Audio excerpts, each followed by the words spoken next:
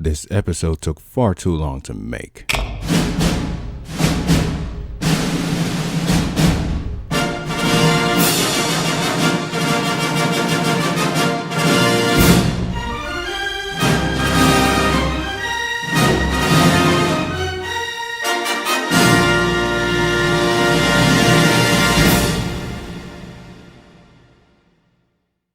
As I write this, it will be a full-on year of nothing but reviewing giant monster movies on this YouTube channel.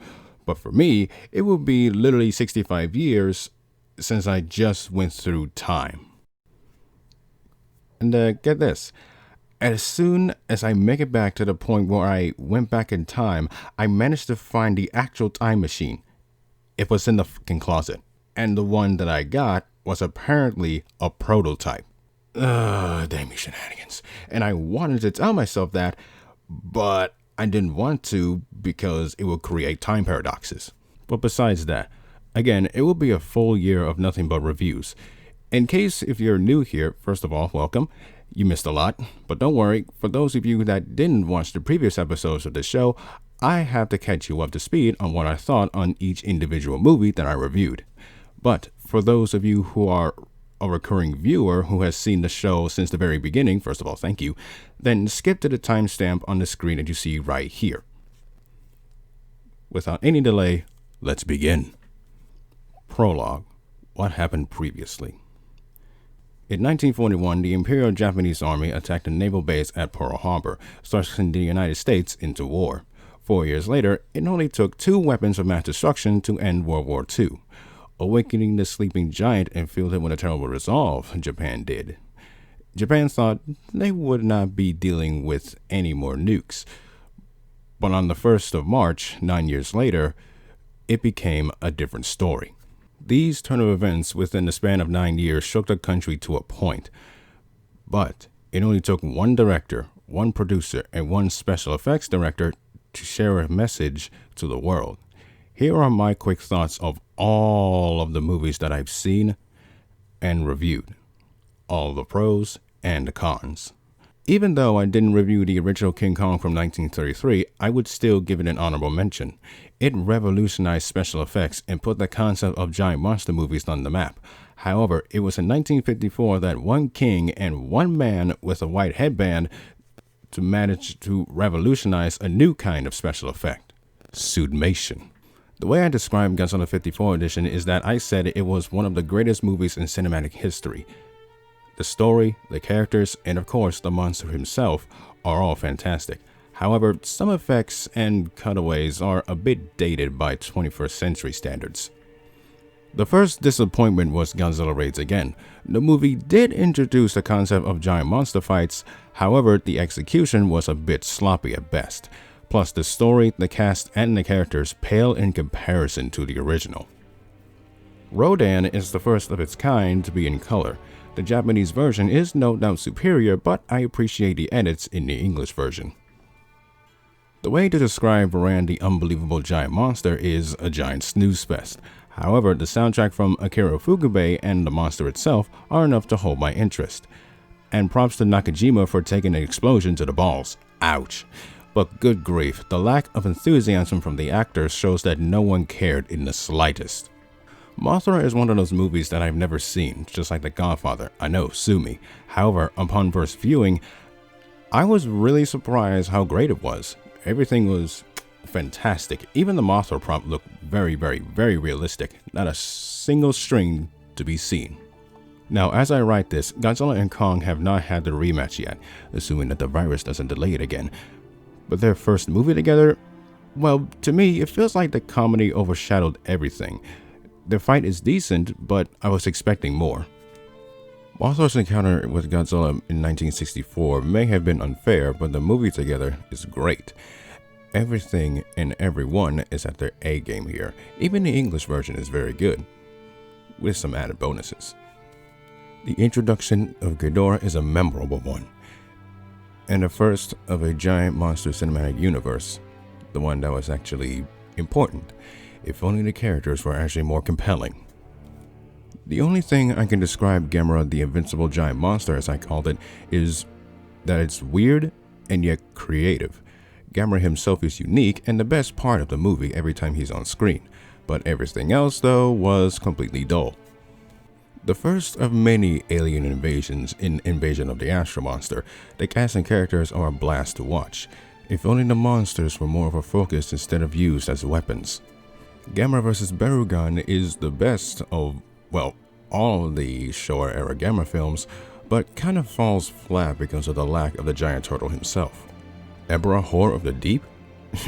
At the end of the day, Ebra turned into the world's largest entree, known as the King Special, served with a giant tube of melted butter, a biscuit, fried rice, steamed broccoli, and complemented with a side salad, courtesy of the king himself. Why am I hungry all of a sudden? Point is, putting Godzilla in this movie was a bad idea, and it shows.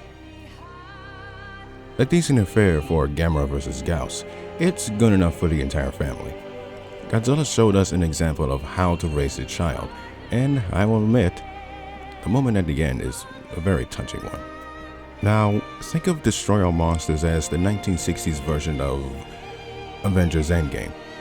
That final battle at the end made up for everything that happened previously. Unfortunately for that, it focused way too much on the human characters and that damn rocket. All Monsters Attack is basically the worst thing that you could possibly imagine and watch.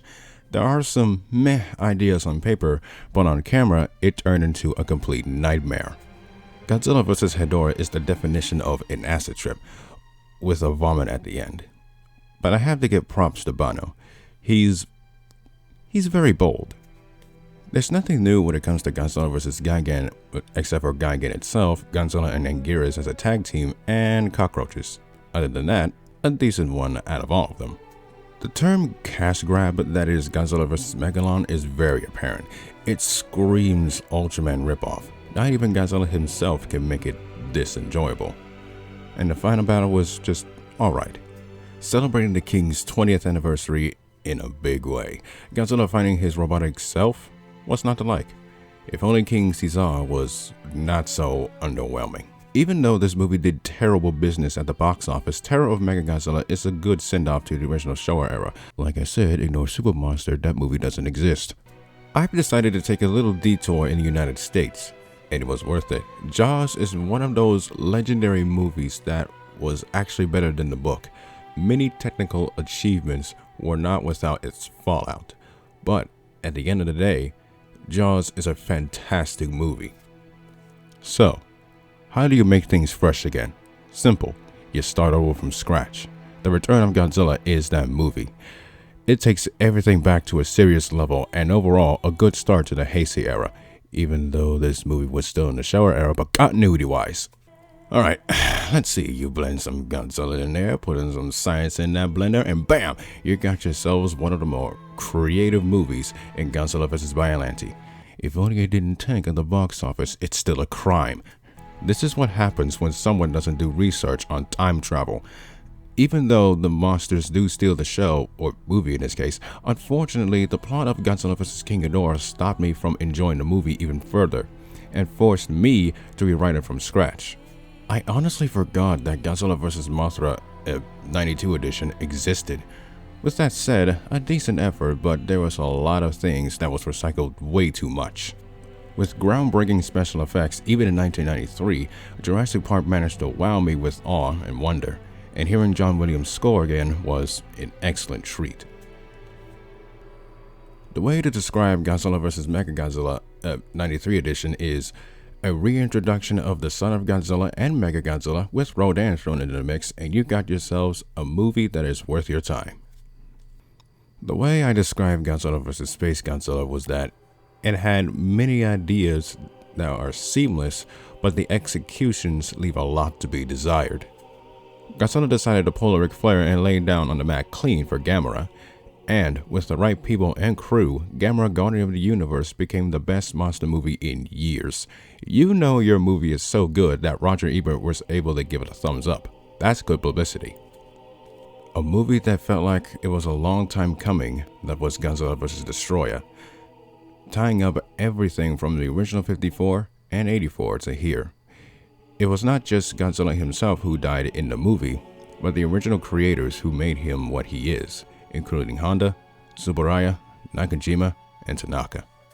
Gamera's sequel, Advent/Attack of Legion, wasn't as good as the previous, but still good nonetheless. If only Gamera got more screen time. A movie that was completely trapped in development hell finally came ahead with Godzilla, 98 edition. However, the movie itself was not what you were expecting. The monster by itself is alright, but everything else was a giant mess. Just like Godzilla in 1995, Gamera did the exact same thing 4 years later with Gamera 3 Revenge of Iris. Phenomenal storytelling, spectacular special effects, even in 1999. Delicious. And cast of characters that more than enough earned my attention. If only the ending didn't kick me in the dick. Revisiting a childhood classic. If you have no idea what you should be showing to your child, then show them The Iron Giant, will ya? Voice acting that is top notch. The music is fantastic to listen to, and the animation is so crispy clean, it's delicious. Even the giant himself looks amazing, and he's rendered in 3D, but blended in 2D? Wait, how is that possible? The Japanese version of Godzilla 2000 is a rough cut. Really rushed. Roll that calendar into the 21st century, however, and America made it even better. It's the same thing like Space Godzilla. Godzilla vs. Mechagodzilla has some interesting ideas, but flawed execution. At least the music's great. Done by the man who did Gamera, GMK takes a much more bolder approach. A demonic king and 3 guardian monsters with magic, this movie has it all. Miyazaki Tezuka was given a second chance to make things right again, and he did. Godzilla against Mechagodzilla is the second best movie of the entire Millennium era. Everything that was done wrong in Mechagodzilla was done right in this movie, and it has the second best soundtrack in the entire franchise. Fight me. While it wasn't as good as the previous, Tokyo SOS is still a good movie, and it is well worth your time. The way I describe Godzilla Final Wars is that it was a lot of action but not much character development. It is good for a good time, mind you, but I was expecting more. The original King Kong from 1933 is a classic, like I said. Remaking it wasn't an easy task. Peter Jackson managed to pull it off. King Kong 05 edition is one of those movies that you have to have the right amount of patience to sit through a 3-hour movie. But I can assure you, it is worth it. A love letter to all tokusatsu. Guillermo del Toro made Pacific Rim with love, care, and not to mention greatness. It only took 16 more years for America to finally get it right. Godzilla 2K14 edition was the movie that revived the franchise in a big way, now in the hands of Legendary. Shin Godzilla is one of those unexpected surprises. Think of this movie as the original but set in a modern day, but only focusing on the political side of things. While Planet of the Monsters is the more tolerable of the 3, the anime trilogy as a whole was a giant mess of missed opportunities after another. And it actually made me watch more anime, so good on it, I guess. And that leaves us to one movie to go. So, for one last time, Kurosaki-chan, if you must.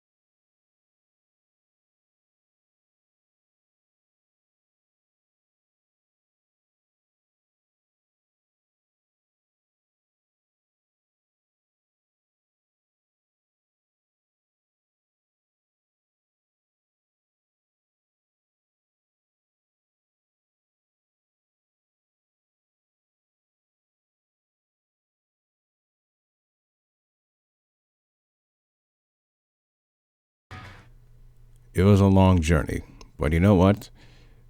It mattered most rather than the destination. I think you can agree to that.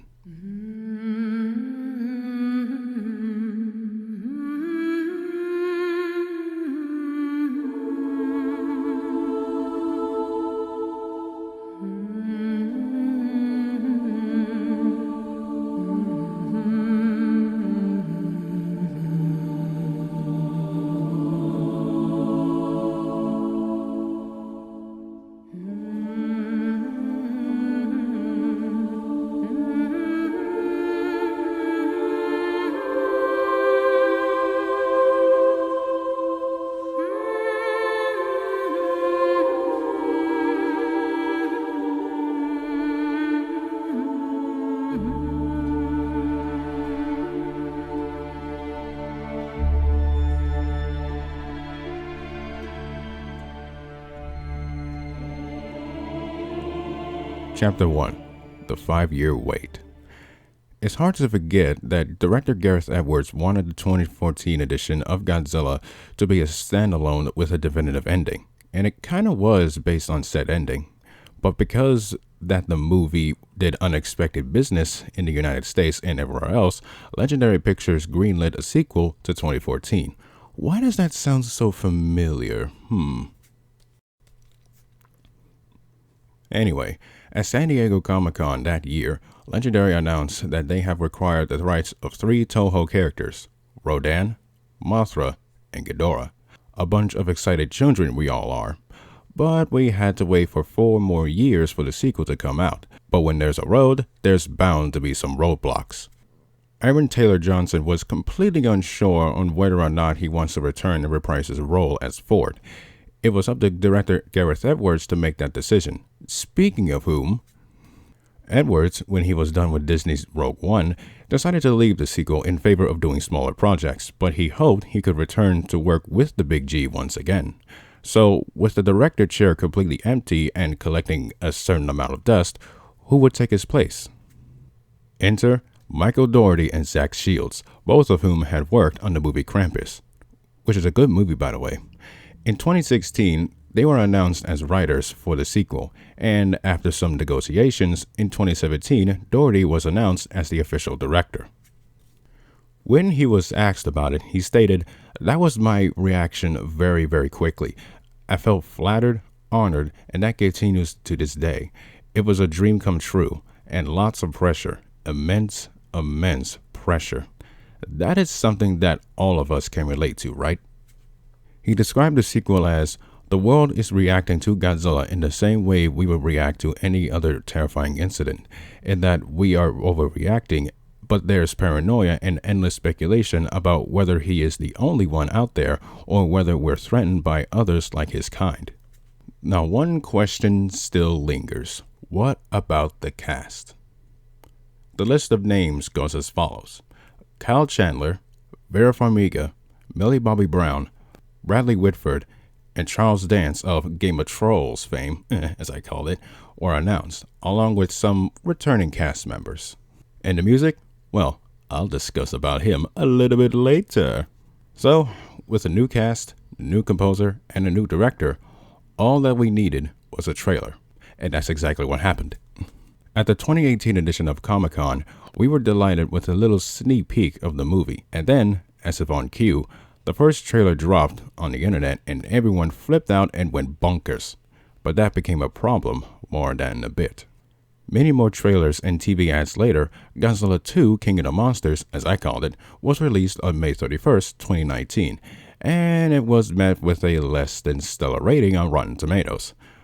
But on the audience side of things, it's at the time of this recording, 83% positive, which is good enough for me.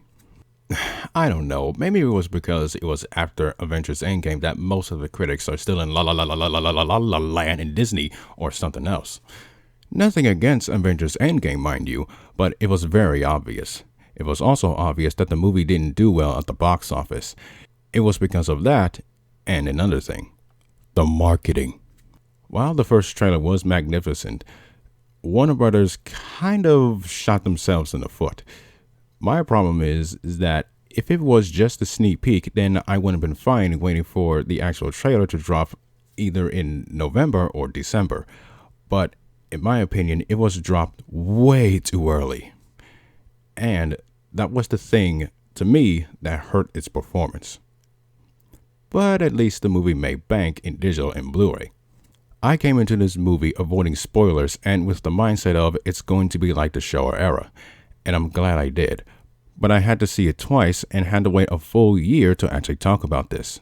But before I do, I'm going to take a 2-minute break. Be right back.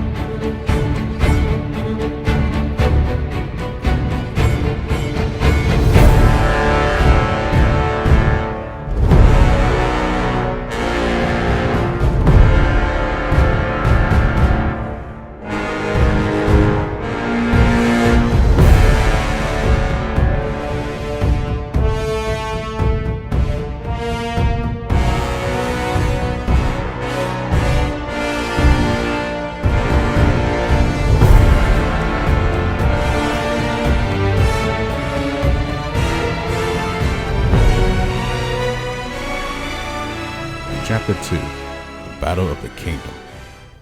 Disclaimer before we continue, there will be audio from the movie itself. However, I can't show any of the footage because of copyright reasons. Oh, and I'll be reading the plot from Wikipedia to make things more easier.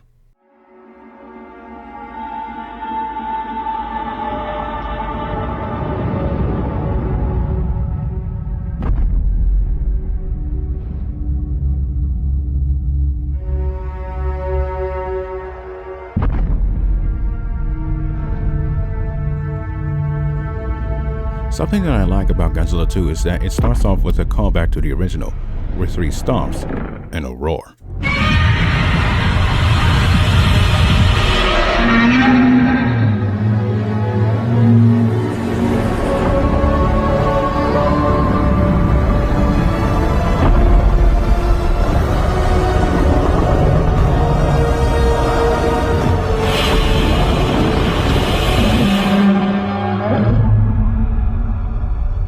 5 years after the existence of giant monsters, now called Titans, was revealed to the world, Dr. Emma Russell, played by Vera Farmiga, working for the Titan studying organization Monarch, and her daughter Madison, played by Millie Bobby Brown, witnessed the birth of a larva named Mothra. Okay, we're starting off strong here. Emma calms Mothra down using the Orca, a device that can emit frequencies to attract or alter Titan behavior. A group of eco-terrorists, led by Alan Jonah, played by Charles Dance, attacks the base and kidnaps the 2 of them, while Mothra flees and pupates under a nearby waterfall. Monarch scientists Dr. Ishiro Serizawa and Dr. Vivian Graham, played by Ken Watanabe and Sally Hawkins respectively, approach former employee Dr. Mark Russell, played by Kyle Chandler, Emma's ex-husband and Madison's father, to help track them down. Mark is reluctant at first due to his hatred towards Godzilla, whom is being played by TJ Storm, by the way, whom he blames for the death of his son, Andrew, but he eventually agrees. The Monarch team follows Godzilla to Antarctica, where Jonah intends to free a 3-headed titan codenamed Monster Zero, or Zero as I like to call him. Ichi, Nee, and Kevin, by the way, are performed by Jason Lyles, Alex Maxson, and Richard Dorton, respectively.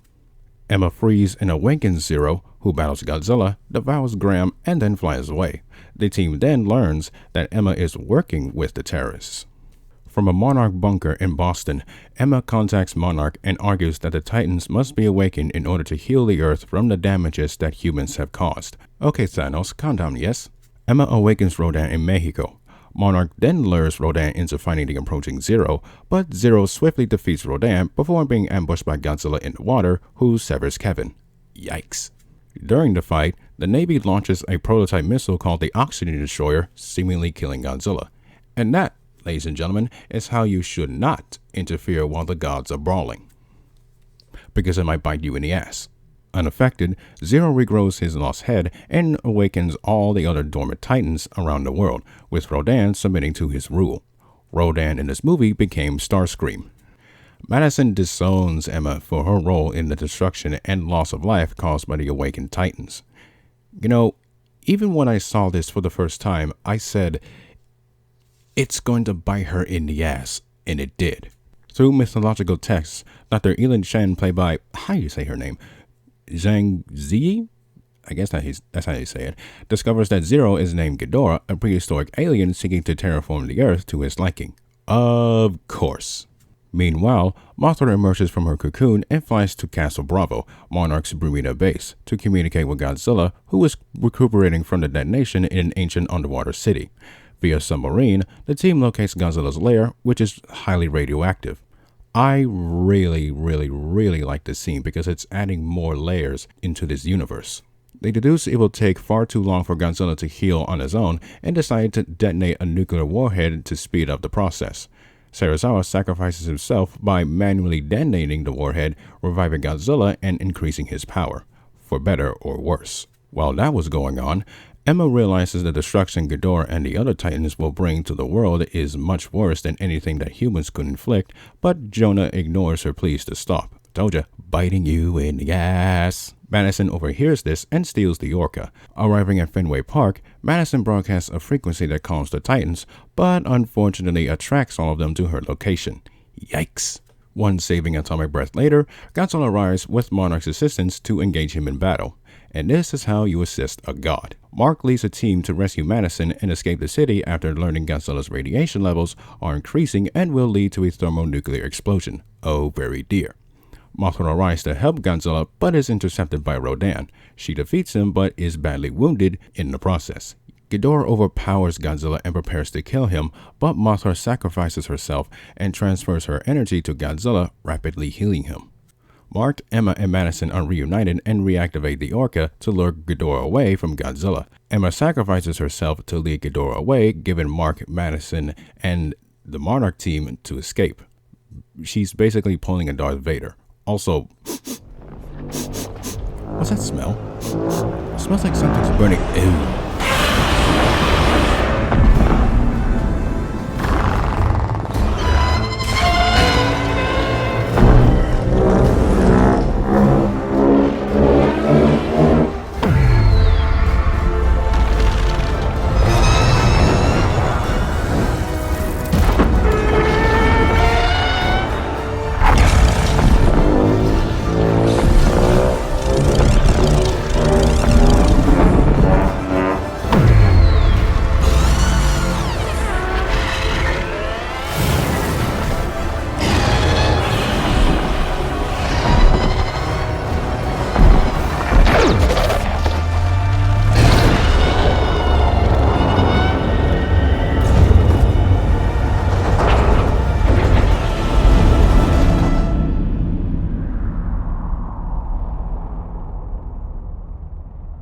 Godzilla enters a newly empowered state, codenamed Burden Godzilla, and defeats Ghidorah with nuclear pulses until there's only one head left and blow him the kingdom come.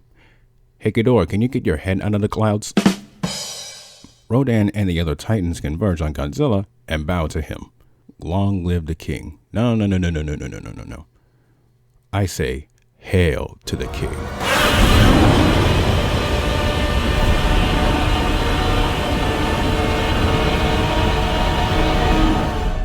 During the end credits, news clippings and Monarch files show that the Titans are helping to heal the planet, a suspected second Mothra egg has been discovered, and some of the Titans are converging on Skull Island.